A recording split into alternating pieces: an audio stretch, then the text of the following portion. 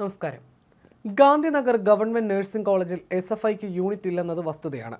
പക്ഷേ അവിടെ ragging നടത്തിയവരും CPM അനുയായികളാണ്. Junior വിദ്യാർത്ഥികൾക്കെതിരെ ക്രൂരമായ റാഗിംഗ് നടക്കുമ്പോൾ ഹൗസ് കീപ്പർ കം സെക്യൂരിറ്റി ഹോസ്റ്റലിൽ ഉണ്ടായിരുന്നു.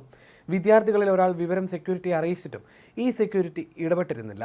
ഇതിന് കാരണം CPM അനുകൂല സംഘടനാ നേതാക്കളുടെ റാഗിങ്ങിൽ ഇടപെട്ടാൽ പണി പോകുമെന്ന ഭയമായിരുന്നു. റാഗിംഗ് നടന്നത് അറിഞ്ഞിട്ടില്ലെന്നും ഇരയായ കുട്ടികൾ നിലവിളിക്കുന്നത് കേട്ടിട്ടില്ലെന്നുമാണ് ഹൗസ് കീപ്പർ കം സെക്യൂരിറ്റി മൊഴി നൽകിയത്. ഇതിൽ പോലീസിന് സംശയമുണ്ട്. റാഗിംഗ് നടന്ന മുറിയിൽ നിന്ന് കത്തിയും കോമ്പസും ഡമ്പലും കരിങ്കൽ കഷ്ണങ്ങളും പോലീസ് കണ്ടെത്തിയിരുന്നു. കേസിൽ കൂടുതൽ തെളിവുകൾ ശേഖരിക്കാനാണ് പോലീസ് നീക്കം.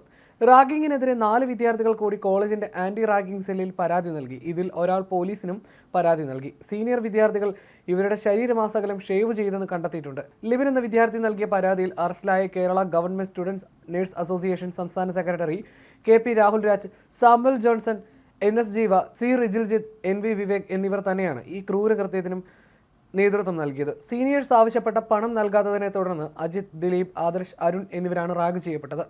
ഇതിന്റെ ദൃശ്യങ്ങൾ മൊബൈൽ ഫോണിൽ പകർത്തിയില്ല. ലിബിനെ റാഗ് ചെയ്യുന്നതിന്റെ ദൃശ്യങ്ങൾ പകർത്താൻ പ്രതികൾ അമലിനോട് നിർദ്ദേശിച്ചു.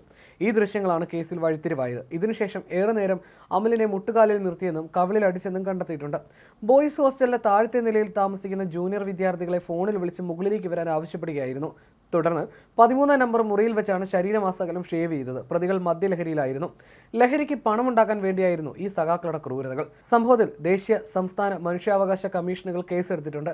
10 ദിവസത്തിനകം റിപ്പോർട്ട് നൽകണമെന്ന് സംസ്ഥാന പോലീസ് മേധാവിക്ക് ദേശീയ കമ്മീഷൻ നിർദ്ദേശം നൽകി.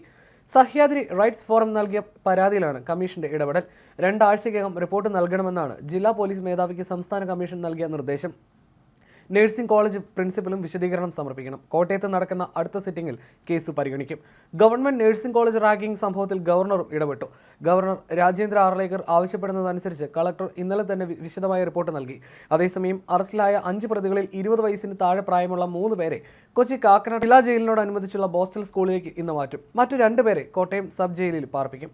സീനിയർ വിദ്യാർത്ഥികളിൽ കേസിൽപ്പെടാത്ത 2 പേരുടെ മൊഴി കൂടി പോലീസ് രേഖപ്പെടുത്തും. ഹോസ്റ്റലിന് വെളിയിൽ റാഗിംഗ് നടന്നിട്ടുണ്ടോ എന്നറിയാൻ പെൺകുട്ടികളുടെ മൊഴിയും രേഖപ്പെടുത്താൻ ആലോചിക്കുന്നുണ്ട്. കേസിലെ തൊണ്ടി മുതൽ കണ്ടെത്തിയിട്ടുണ്ട്. വിദ്യാർത്ഥിയെ റാഗ് ചെയ്യാൻ ഉപയോഗിച്ച കോമ്പസും ഡമ്പലുമാണ് കണ്ടെത്തിയത്. ഇരയാക്കപ്പെട്ട കുട്ടികളുടെ അധ്യയന വർഷം ആരംഭിച്ച നവംബറിൽ തന്നെ പ്രതികൾ റാഗിംഗ് ആരംഭിച്ചിരുന്നു. ഏവരെയും ഞെട്ടിച്ച ക്രൂരത അരങ്ങേറിയത് ഡിസംബർ 13-നാണ്. ഇരകളിൽ ഒരാളുടെ പിറന്നാൾ ആഘോഷത്തിനും പണം കിട്ടാതായതോടെയായിരുന്നു പീഡനം. ഫെബ്രുവരി 9-നും ആവർത്തിച്ചു. 11-ന് പോലീസിന് പരാതി ലഭിച്ചയുടൻ പ്രതികളെ കസ്റ്റഡിയിലെടുത്തു.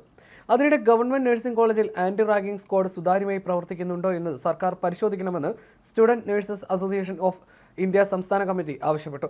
കോട്ടയം ഗവൺമെന്റ് നഴ്സിംഗ് കോളേജിലെ റാഗിംഗിൽ സമഗ്ര അന്വേഷണം നടത്തി കുറ്റവാളികൾക്ക് കർശനമായ ശിക്ഷ നൽകണം. കോളേജ് ഹോസ്റ്റലുകളിൽ 24 മണിക്കൂർ സെക്യൂരിറ്റി, ഹൗസ് കീപ്പർ സേവനം ഉറപ്പാക്കണമെന്നും ആവശ്യമുണ്ട്. കോട്ടയത്തെ കോളേജിൽ കൃത്യമായ ഹൗസ് കീപ്പർ സെക്യൂരിറ്റി സംവിധാനങ്ങളില്ലായിരുന്നു. ഇക്കാര്യങ്ങൾ പരിശോധിക്കുന്നതിൽ നഴ്സിംഗ് കൗൺസിൽ, ആരോഗ്യ സർവകലാശാല എന്നിവയുടെ ഭാഗത്തു നിന്ന് യാതൊരുവിധ നടപടിയും ഉണ്ടാകാത്തത് ഖേദകരമാണ്. കോളേജിൽ റാഗിങ്ങിനിരയായ വിദ്യാർത്ഥികൾക്ക് അസോസിയേഷൻ പൂർണ്ണ പിന്തുണ നൽകും. കേരളത്തിലെ ഏതെങ്കിലും നഴ്സിംഗ് വിദ്യാഭ്യാസ സ്ഥാപനങ്ങളിൽ റാഗിങ്ങോ മറ്റു ബുദ്ധിമുട്ടുകളോ വിദ്യാർത്ഥികൾ നേരിടുന്നുണ്ടെങ്കിൽ അസോസിയേഷൻ ഇടപെടുമെന്നും ഭാരവാഹികൾ അറിയിച്ചു.